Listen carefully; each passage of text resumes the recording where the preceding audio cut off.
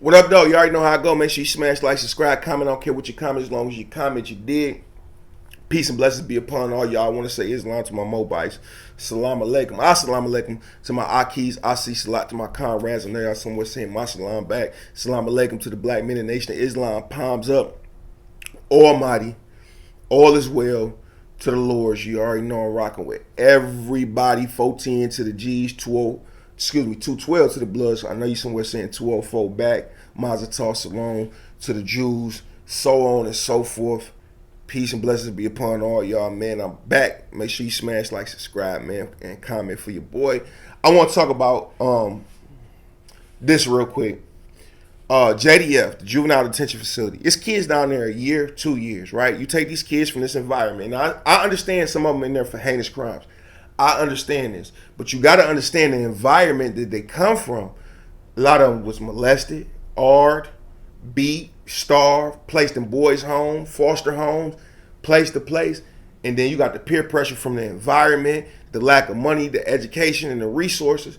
That's what mold these individuals, and they go out here and commit these crimes. Yes, they should be punished for them, but they should have a process of reform that's adequate. When they sitting down here in JDF, I want you to know in JDF, they have no windows in there.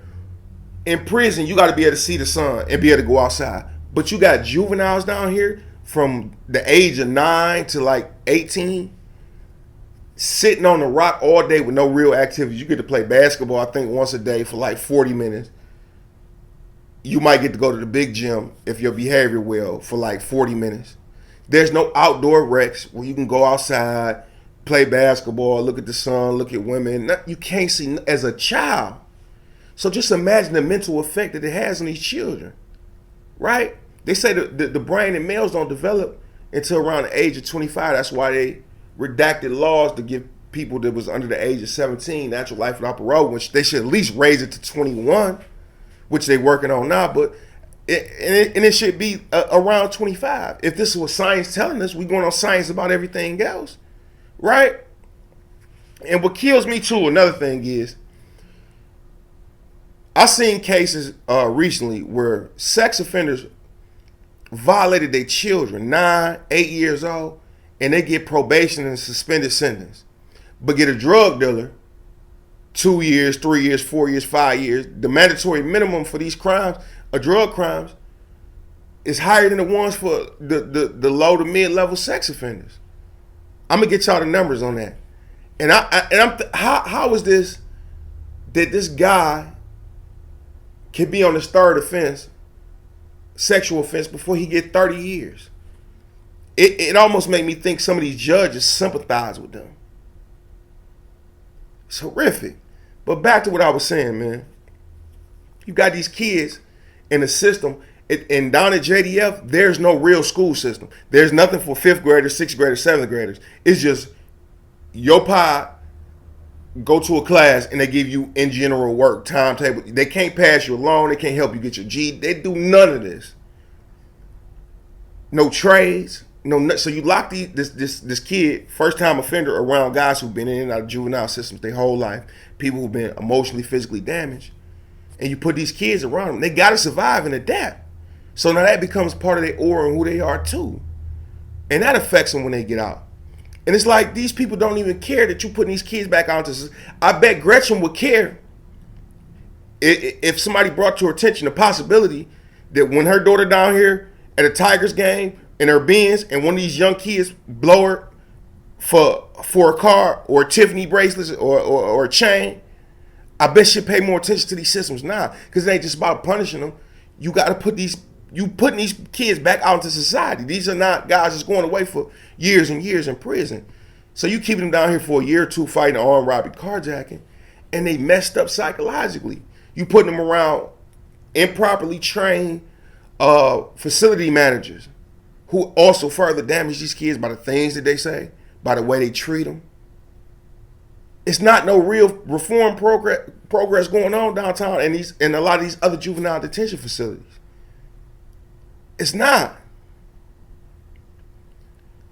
What's the point of having it? What you wasting the taxpayers' money by giving them no trades or skills, or teaching them how to talk at a job interview, teaching them how to seek employment, how to make a resume. Ain't nothing going on.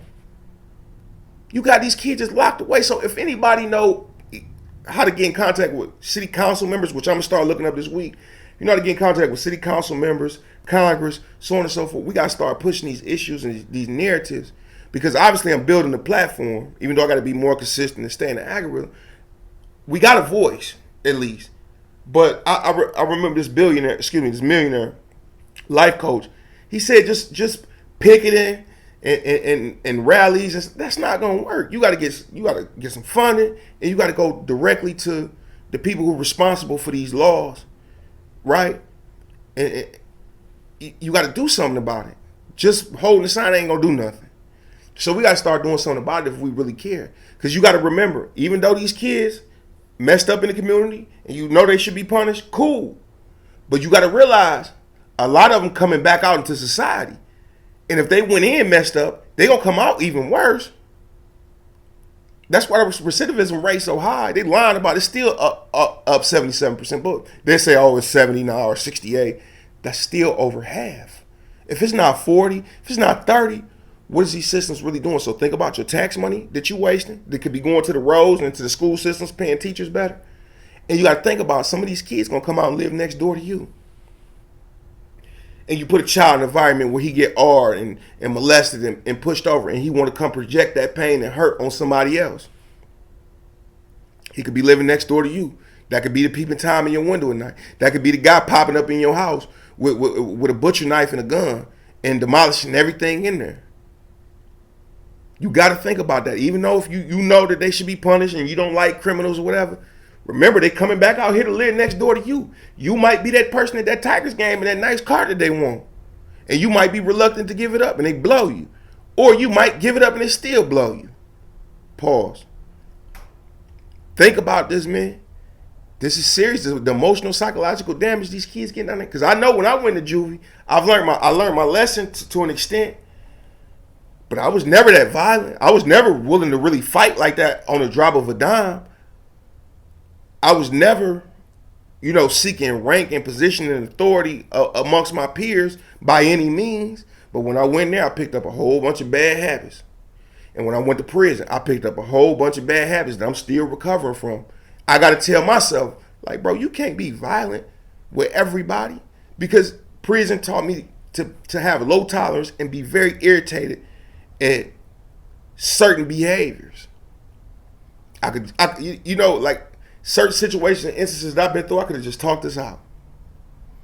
But no, I went further because this is what prison taught me. This is what I reverted back to without even thinking about.